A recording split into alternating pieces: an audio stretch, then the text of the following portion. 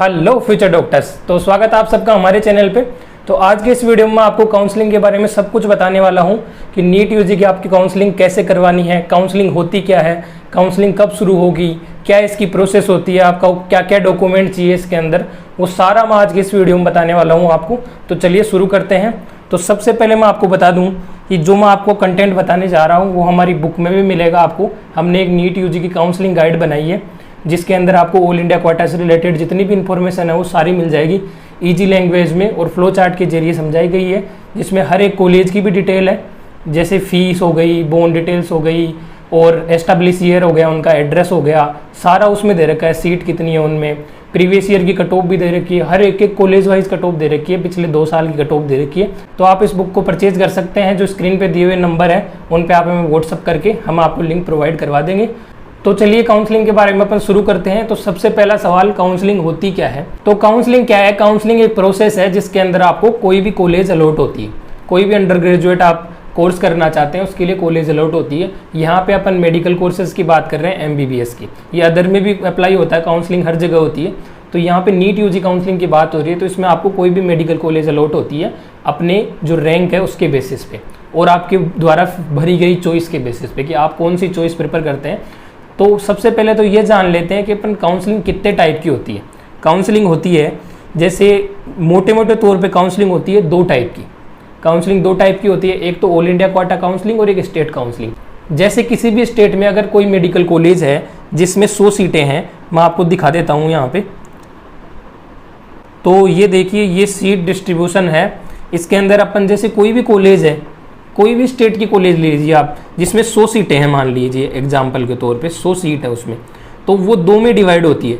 15% तो all India quota के through जाता है और 85% स्टेट क्वाटा के अंदर रह जाता है। ये 85% ओनली उसी स्टेट के बच्चों को दिया जाता है। जैसे मान लो 100 सीटें थी तो उसमें 85 सीटें उसी स्टेट के बंदे को मिलेगी। बाकी ये 15% ऑल इंडिया में कोई भी बच्चा ले सकता है अपने मार्क्स के हिसाब से। स्टेट में 85% स्टेट के बच्चों के मार्क्स के हिसाब से मिलेंगी। तो ये कोई भी जो स्टेट की कॉलेज होती है ना, उसमें सीट डिस्ट्रीब्यूशन होता है। फिर बात करते हैं MCC कौन कौन सी काउंसलिंग करवाती है। MCC करवाती है, बहुत सारी काउंसलिंग करवाती है। जैसे 15% ऑल इंडिया क्वाटा करवाती है, एक तो ये वाली करवाती है MCC।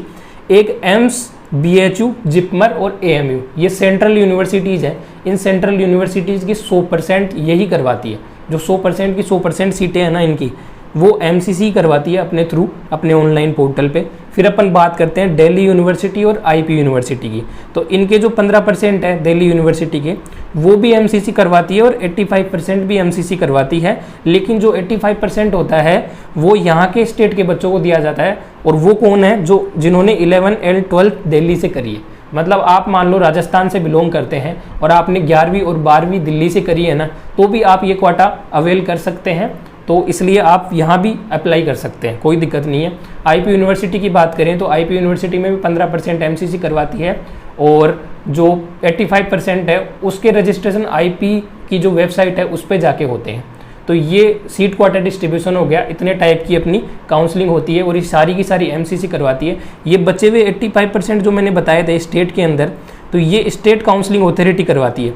ये स्टेट की काउंसलिंग अथॉरिटी करवाती है। जैसे राजस्थान में RUHS करवाती है, तो ये खुद के लेवल पे कराती है। अलग से खुद का रजिस्ट्रेशन होता है इनका, अलग से इनकी प्रोसेस चलती है। वो साथ साथ ही चलती है ऑल इंडिया की। जैसे ऑल इंडिया का राउंड 1 होता है, स्टेट का राउंड 1 हो जाता है, ऑल इंडिया का राउंड 2 होता है, स्टेट का राउंड 2 हो जाता है। इस टाइप से चलती रहती है दोनों साथ साथ काउंसलिंग।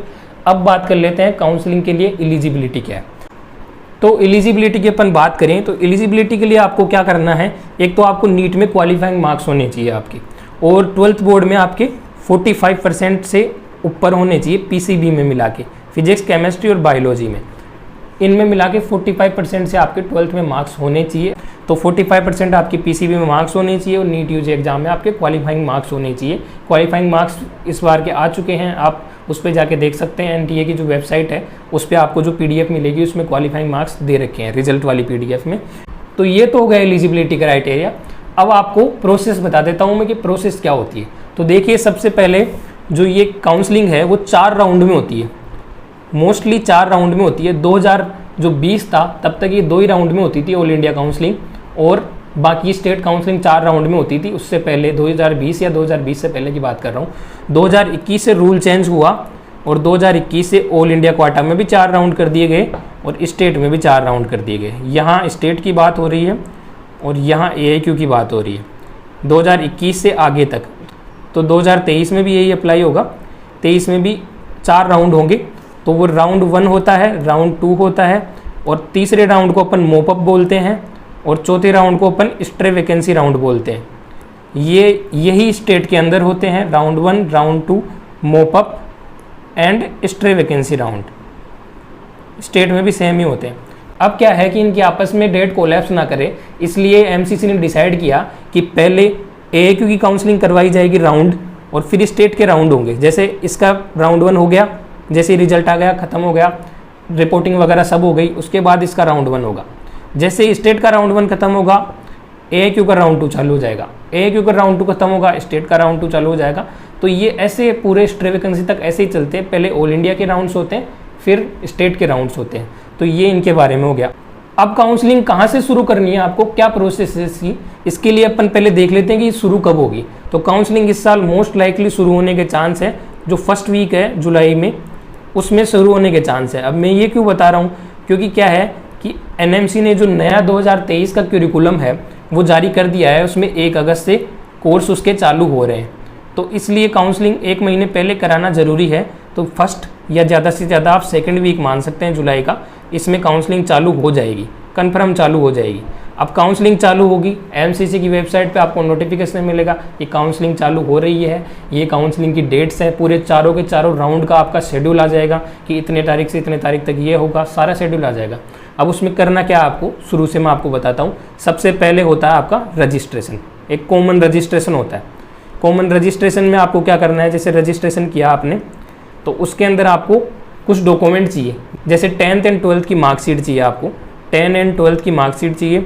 और क्या चाहिए आपको, कास्ट सर्टिफिकेट चाहिए, जो आपने नीट में दिया था वही सेम कास्ट होनी चाहिए आपकी जो नीट में आपने लगाई है। कास्ट सर्टिफिकेट दिया है, कास्ट सर्टिफिकेट हो गया।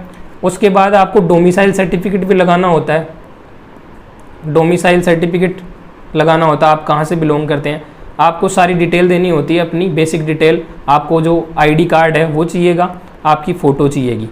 ये सारी चीज़ें आपको काउंसलिंग के फॉर्म में चाहिए होंगी। जैसे ही आप काउंसलिंग का फॉर्म भर देंगे, आपका रजिस्ट्रेशन कंप्लीट हो जाएगा, आपको ID और पासवर्ड मिल जाएंगे। जैसे ही आप लॉगिन करेंगे तो आपके सामने पोर्टल खुल जाएगा पूरा।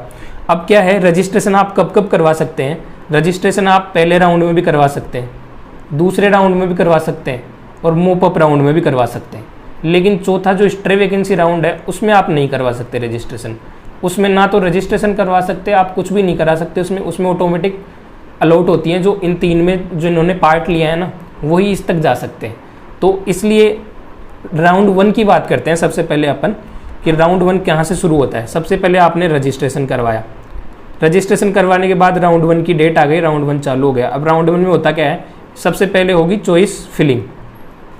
बंदे ने बेसिक डिटेल तो रजिस्ट्रेशन के टाइम पे दे दी, अब चॉइस फिलिंग होगी। चॉइस फिलिंग में आपको कॉलेजें मिलेंगी, जितनी भी 350-400 कॉलेजें हैं, 350 से 400 के बीच में कॉलेजें हैं, वो सारी आपको फिल करनी है इसके अंदर।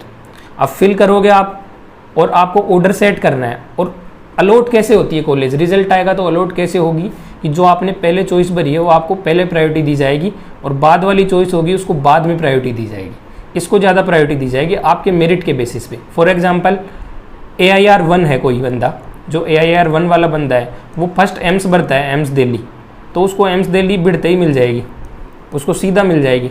लेकिन कोई 1000 रैंक वाला बंदा है वो एम्स दिल्ली ऊपर भी भरता है तो एम्स दिल्ली उसको नहीं मिलेगी, क्योंकि वो एलिजिबल ही नहीं होगा उसके लिए, उसके मार्क्स नहीं है। उसके मार्क्स आएंगे जैसे मान लो उसने SMS भरी दूसरे पे, SMS में वो देखेंगे कि SMS में सीट खाली है और 1000 रैंक वाला बंदा अपने पास है तो दे दो सीट। तो इस टाइप से वो अलॉट करते हैं, ऊपर से नीचे की तरफ चलते हैं रैंक वाइज और चॉइस फिलिंग वाइज। तो ऊपर से रैंक वालों को पहले अलॉट होती है, नीचे वाले रैंक वालों को बाद में अलॉट होती है। तो ये चॉइस फिलिंग के बाद अलॉटमेंट आपका इस टाइप से होगा। फिर होती है चॉइस लॉकिंग, जैसे ही आप चॉइस फिलिंग कर दोगे तो उसके बाद आपकी चॉइस लॉकिंग होगी।